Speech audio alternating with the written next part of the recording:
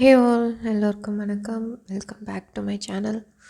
Tuesday morning இன்றைக்கி லஞ்சுக்கு பசங்களுக்கு பார்த்திங்கன்னா வெண்டைக்காய் மோர் குழம்பு, அதுக்கப்புறம் கொஞ்சமாக உருளைக்கிழங்கு பொரியல் பண்ணியிருந்தேன்.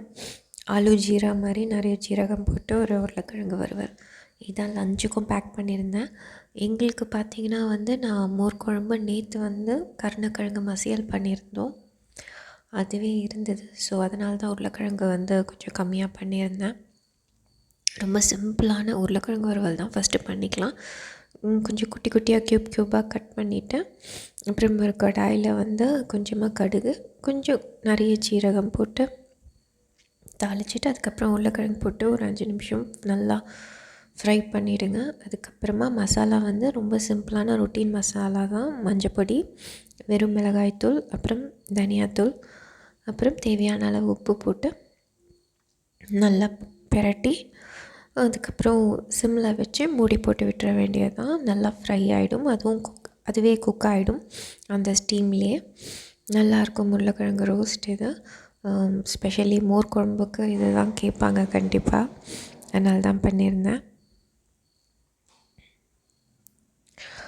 அதுக்கப்புறம் இந்த பக்கம் பார்த்திங்கன்னா நான் ரைஸும் வச்சுட்டேன். ரைஸ் வச்சுட்டா அவ்வளோதான்.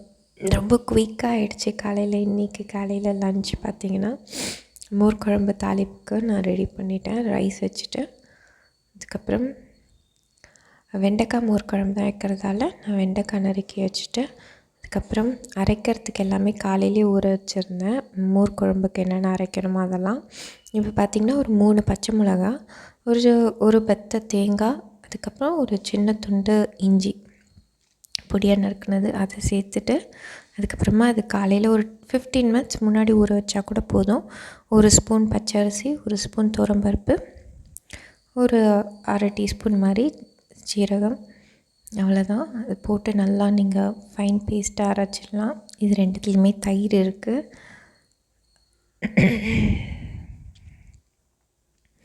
இப்போ நான் மண் சட்டி தான் எடுத்திருக்கேன். அதில் கொஞ்சோண்டு தேங்காய் எண்ணெய் விட்டுருக்கேன். தாளிப்புக்கு பார்த்திங்கன்னா கடுகு, கொஞ்சோண்டு சீரகம், அப்புறம் வெந்தயம், அதுக்கப்புறம் ஒரு 2 காஞ்ச மிளகா, கருவேப்பிலை, அதெல்லாம் தாளிச்சிட்டு கொஞ்சோண்டு பெருங்காயம் அதுவும் ஆட் பண்ணிக்கோங்க. நான் ஆனியன்லாம் எதுவுமே ஆட் பண்ணல. நீங்கள் வேணால் ஆட் பண்ணிக்கலாம், ஆனியன் ஆட் பண்ணாலும் நல்லாயிருக்கும். டைரெக்டாக நான் வெண்டைக்காய் மட்டும் நறுக்கின வெண்டைக்காய் போட்டு ஒரு 5 நிமிஷம் அதுவே வதங்கட்டும், மூடி போட்டு விட்டுடலாம். அதுங்காட்டி நான் போய் அந்த மிக்சியில் போட்டு வச்சுருந்தோம் இல்லையா, பேஸ்ட்டுக்கு அரைக்க வேண்டியது, அதெல்லாம் அரைச்சி எடுத்துகிட்டு வந்துடலாம். அது வரைக்கும் ஒரு 5 நிமிஷம் வதங்கட்டும். உப்பு சேர்த்து மூடி போட்டு விட்டுறேன். மஞ்சள் பொடியும் சேர்த்துக்கணும், அவ்வளோதான். அது ஒரு 5 மினிட்ஸ் வதங்கிறதுக்குள்ளே நம்ம பேஸ்ட் அரைச்சி எடுத்துகிட்டு வந்துடலாம்.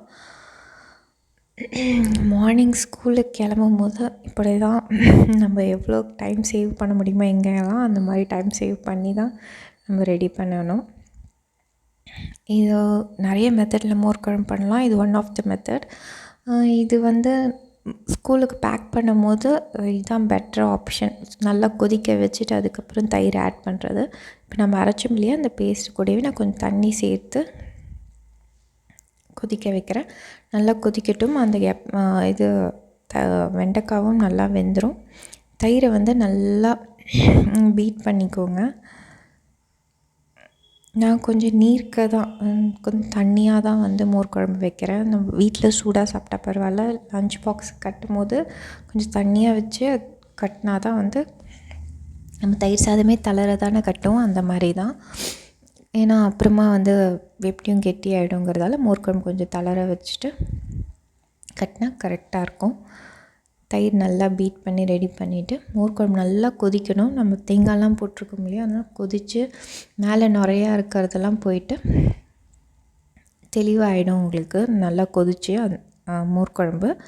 அதுக்கப்புறமா ஸ்டவ்வை ஆஃப் பண்ணிவிட்டு தான் நீங்கள் தயிர் ஆட் பண்ணிக்கணும். பார்த்திங்கன்னா மோர் குழம்பு நல்லா கொதிச்சிருச்சு. இந்த மாதிரி கொதிச்சிருச்சு, வெண்டைக்காய் வெந்துருச்சு. இப்போ நான் அடுப்பு ஆஃப் பண்ணிட்டேன். நீங்கள் சிம்மில் வச்சுட்டு ஊற்றிக்கலாம். இங்கே நான் சட்டி யூஸ் பண்ணியிருக்கிறதால சட்டி நல்லா ஹீட் இருக்கும் நம்ம ஆஃப் பண்ணதுக்கப்புறம் கூட. அதனால தான் நான் ஆஃப் பண்ணிவிட்டு நான் சேர்த்துக்கிறேன் தயிர். தயிர் சேர்த்துட்டு நல்லா கலந்து விட்டுருங்க. ஆஃப் பண்ணிவிட்டு சேர்க்குறதே பெட்டர் ஃபஸ்ட் டைம் மோர் குழம்பு பண்ணுறதா இருந்தால், ஏன்னா திரிஞ்சிடும் டக்குன்னு, அதனால் பார்த்து சேர்த்துக்கோங்க. அதே மாதிரி உப்பு கூட தயிரில் ஆட் பண்ண வேண்டாம். மோர் குழம்பு கொதிக்க வைக்கிறோம் இல்லையா, அந்த பேஸ்ட்டெல்லாம் போட்டு அதுலேயே தேவையான அளவு உப்பு போட்டு நல்லா கொதிக்க வச்சுருங்க. அதுக்கப்புறமா நீங்கள் தயிரை ஆட் பண்ணி கலந்து விட்டுக்கோங்க. அவ்வளோதான். அப்போ தான் தெரியாமல் நல்லா ஸ்மூத்தாக வரும் மோர் குழம்பு. மோர் குழம்பு ரெடி. இன்றைக்கி ரொம்ப ஆக்சுவலி யூஷுவல் டைமோட குயிக்காகவே லன்ச் முடிஞ்சிருச்சு. பேக் பண்ணுறது மட்டும்தான் பாக்கி. அண்டு அவ்வளோதான், மோர் குழம்பு ரெடி. நீங்கள் அந்த சூடு கொஞ்சம் அடங்குற வரைக்குமே நீங்கள் கொஞ்சம் நேரம் கலந்து விடுங்க. அவ்வளோதான், மோர் குழம்பு ரெடி. இந்த வீடியோ அண்ட் ரெசிபி உங்களுக்கு பிடிச்சிருந்தா டூ லைக், சப்ஸ்கிரைப், சப்போர்ட் பண்ணுங்கள். தேங்க்யூ ஃபார் வாட்சிங். இன்றைக்கி ஆக்சுவலாக ஸ்நாக்ஸ்க்கு என்னென்னு பார்த்தீங்கன்னா ஆப்பிள் கட் பண்ணியிருந்தேன். ஸோ இதுதான் மோர் குழம்பு சாதம், உருளைக்கிழங்கு வறுவல், ஸ்நாக்ஸுக்கு ஆப்பிள். தேங்க்யூ ஃபார் வாட்சிங்.